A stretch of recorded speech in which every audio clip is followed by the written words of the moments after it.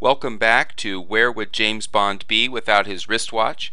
My name is Dell Deaton, and I'm author-creator of the JamesBondWatches.com website and blog.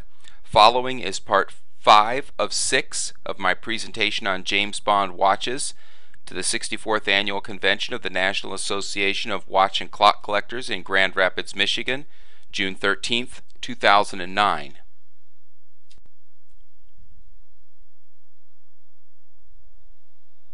One of the ironies, I suppose, to my becoming the person to first identify the original literary James Bond Rolex is the relationship that came between myself, the Imperial War Museum, the developing relationship with the Ian Fleming family, as a result of my having identified the Daniel Craig Omega Planet Ocean Seamaster that we had talked about in the last session for Casino Royale. That visibility led me to make the connection with the Imperial War Museum and to identify the watch based on some behind-the-scenes work that I was doing with them there.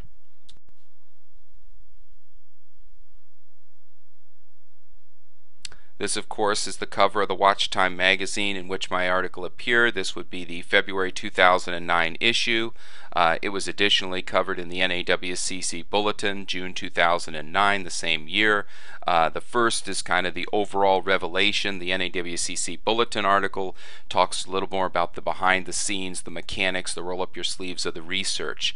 The thing that I like about this picture, in addition to the fact that Mr. Fleming is actually typing, I believe it's You Only Live Twice in this photograph. He's wearing the Rolex Explorer that becomes the James Bond, or by then I guess was already the James Bond watch. The dog that he's petting, his name is Charlie, according to what his stepdaughter has told me. And what's further of interest here is that a lot of people who claim to be Ian Fleming experts will tell you that he had a lifelong fear of dogs. Now, you don't have to be a professional dog trainer, although my wife is by trade, and she took one look at this photograph and said that man is not afraid of dogs. The reason I bring that point out is because it's important to do your own research, it's important to draw your own conclusions, it's important not to necessarily be intimidated by people who will speak authoritatively on some issues but maybe not have that last degree of nuance to the area that you're studying. This is official Rolex documentation on the Ian Fleming Explorer 1016. What is particularly interesting in these two things is the report on the left shows the case number is 596351. The watch was in at a different time for a different evaluation. A different set of eyes looked at it, and they came up with case number 596851.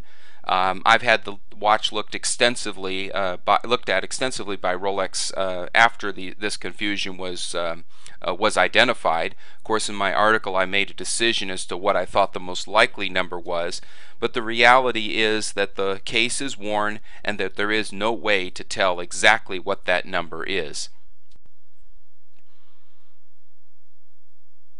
Additionally, this particular highlight shows you the exact specifications of the watch.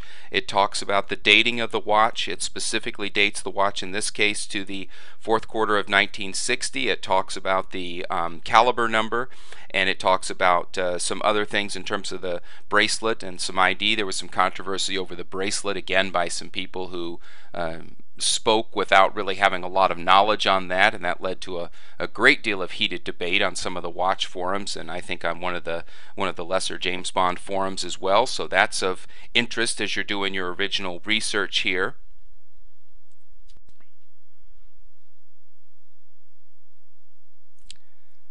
This is actually the original literary James Bond watch, Ian Fleming's own watch. This is, of course, after the dial had been replaced. There was some concern that when it was being displayed at the Imperial War Museum, the radium would somehow people would be exposed to that and somehow be harmed. So the watch was sent back to Rolex, and the dial was replaced, unfortunately. So right up until 2008, it had the original dial.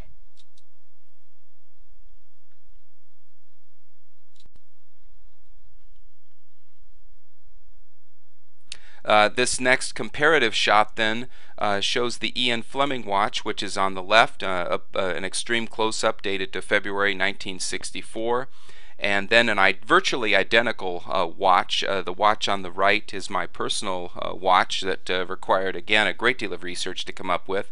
Depending upon which case number we use from the earlier research, we're talking about a watch that is either somewhere between a matter of hours or literally a couple of days older than the Ian Fleming watch, as again confirmed by the Rolex case identification information. What you can see there on the right is the original radium dial. In close-ups that are available on the JamesBondWatches.com website, you can take a look at the fonts for the scripting. You can see the railroad track connection of the minute markers on the dial. You can look at coloring, which is also provided in that in that situation. You can take a look at the bracelet for identification and so forth. At the other end of the spectrum, James Bond Watches hosts what I believe is the definitive list of Ian Productions film watches, and we've identified every variation. We've provided a level of certainty in terms of the identification.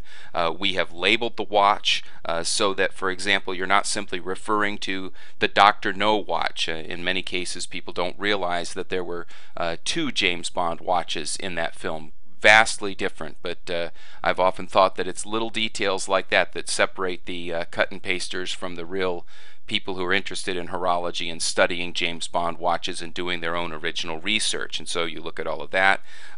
When it is that I actually started the research on that watch, and then as things are updated, you would see that that information is provided under the label category.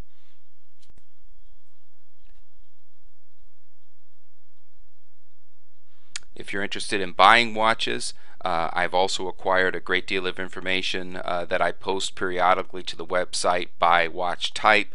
We talk about low acquisitions, we talk about high acquisition prices. In most of these cases, we're talking about if you're a little bit flexible in the type of brand that you're after, almost any authentic James Bond model watch is available to you. For example, the Hamilton Pulsar that I show there is a low end 152.50. That's the numbers are certainly creeping up on that, all the way to the Rolex Submariner Date, which is I think the high-end watch on this list at 5100.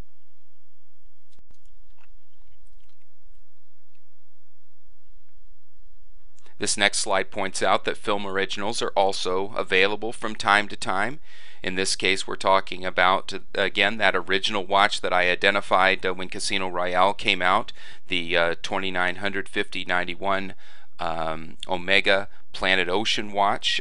This is was funny when this was being discussed on the forums, because again, some people who claimed knowledge that they didn't have talked about all sorts of made all sorts of claims about how it was that the dirt was on this watch and what that meant. And this watch sold at Omega Mania, which was an antiquarian auction that took place in April, in mid-April of 2007. The price here in Swiss francs is shown, and what it is that translates to approximately at current rates of exchange. That concludes part 5.